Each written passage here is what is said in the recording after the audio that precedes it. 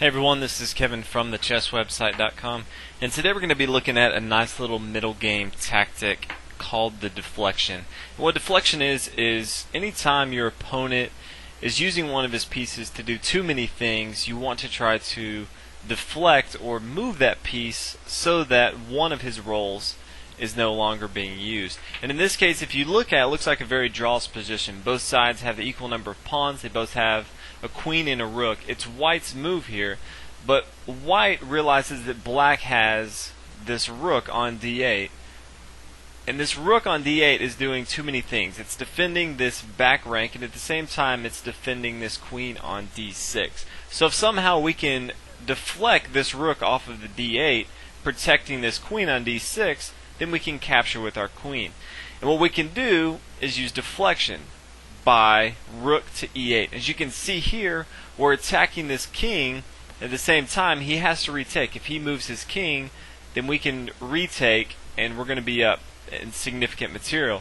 If he doesn't, however, if instead he does take with his rook, then this rook that was on d8 defending this queen is no longer defending it. We deflected it to the e8 square, and now we can easily take his queen on d6. And as you can tell, we won that exchange, and white's from here on out going to have a very easy win. So that's what you want to think about as we look through these examples. Is you want to find a weakness in your opponent's position where one of his pieces is doing too much, and you want to deflect that away so that you can capitalize on that. So let's look at a few more examples. Let's take a look at another example here, and it's white's move. And pause the video if you need to, but find white's best move in this situation. And hopefully you saw that the queen is only protected by this king here on f7. And this is a lot of the things that you should be looking for in a chess game. What square or what pieces are defended by what? And what can you do to deflect those pieces away from defending the piece or square that you want to occupy? In this case, we want to dominate this e7 queen. And so we're going to do this by bringing our rook to g7. And we're deflecting this king away. He is forced to make a decision. If he moves, then we're going to take it with our queen, and he's not going to have a rook. If he takes it with his rook, which we really don't care if he does or not, then the e7 square is no longer protected, and we can take it with our queen. So we deflected the king to the g7 square via our rook, and then the queen was no longer being protected, and so we could bring it in with our queen on e7. So let's go ahead and take a look at a few more examples. Let's take a look at another example here, and it's white's move, and try to find white's best move in this situation. And hopefully you saw that white's main goal here is to take this pawn on h4 and then bring his queen to h7, followed by a checkmate, depending on how long black wants to avoid the inevitable. But as you can see here, the main problem that white has is this queen on d8. And so our goal is to deflect that away from the d8 square. And we're going to do that by bringing our rook to b8. And black has a decision. He can leave it on this 8th rank and lose his queen, or he can move it along this diagonal, and we can take it with our knight or our bishop, depending on where he moves it.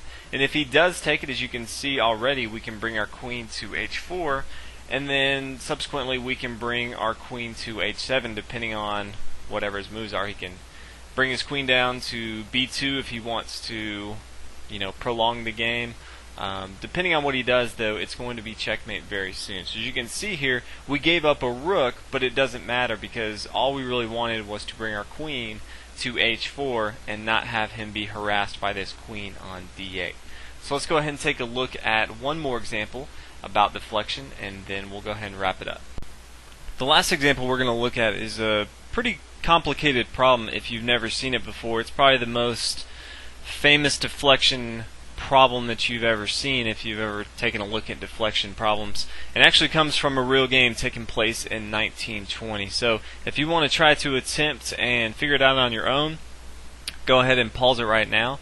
But I'm going to go ahead and get into the solution. If you look at it, white realizes that he has a mate on e8 if this queen or this rook from c8 are not there. If we were to take this queen and put it elsewhere, let's put him on g4, then you can automatically see in your head that once our rook takes on e8 and he retakes with his rook on c8, then we have an easy checkmate. And the same thing if this rook is gone, then once we take on e8 with our rook, it's going to be an easy checkmate. So our goal is to deflect either the queen or the rook away from d7 or c8. And if we do that, then we're going to win the game via this checkmate on e8.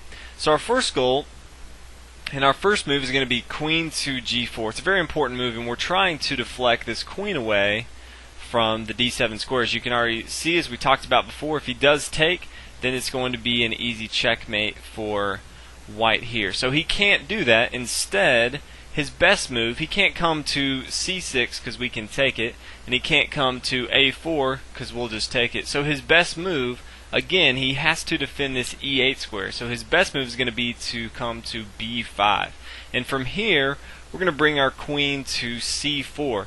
Again, we're trying to have black take with either his queen or his rook. In this case, it doesn't matter if he takes with his rook because it'll be the same thing. We'll take with our rook and he has to capture with his queen, and then it's going to be good game from here. So as you can see, it doesn't matter for us if we can get this queen to stop defending the e8 square or this rook to stop defending the e8 square. We're going to win the game. So that's all we're trying to do this entire time. So from here, black's really only move, again, he can't come to a4 because we'll just take with our queen. He can't come back to c6 because we'll take with our pawn. So he's going to move back to d7 where he originally started with. But we're in a little different position than we were before, so we're going to continue along with our plan. And now we're going to bring our queen to c7. As you can see here, we're just asking black to take it with either his queen or his rook. It doesn't matter which one he takes it with, we're just trying to deflect it off of protecting this e8 square. So, as black already knows, if he does this, he loses, so he can't do this. So he's going to bring his queen back to b5, still trying to hold on to this e8 square. And we're going to bring our pawn to a4. We're just trying to completely harass this queen on b5. And after he takes, we're now going to bring our rook to e4. Again, we're just asking black to take, because if he takes, then we're going to have an easy win. We can now take with our rook, and then if he retakes, then we're going to have checkmate right here. If he takes with this rook, then we're going to have checkmate right here. So either way, he loses if he takes with his rook, or excuse me, if he takes this rook on e4. So he can't do that. So he's going to bring his queen back to b5. He still has his rook and his queen attacking the e8 square, defending it. And so we're going to bring our queen to b7. And this is going to be the deciding move right here. Black can go ahead and resign. There's nothing black can do to hold on to this e8 square. His queen can't go anywhere. If his queen comes to a4, we'll take it with our rook. If he comes to c6, we can take it with our pawn or our queen. And if he comes to d7, we can take it with our queen. And as we already looked at before, if he does move his queen off of this diagonal, and it's no longer protecting the e8 square, he's going to lose the game. So from here, black can go ahead and resign. Good game, black, and well done, white. If you somehow found this on your own, that's awesome. You are a deflection genius. But this is kind of how you can use deflection. There was a lot of deflection moves in this, but it really shows you if you have an idea or a square or a piece that you really want to eye on, think about what's protecting it and think about how you can deflect that defender away from that piece or that square. So, hope you guys enjoyed the video on deflection. If you haven't already, please subscribe and check out the website, www.thechesswebsite.com. Pretty easy. And I will see you guys in the next video. Thanks for watching.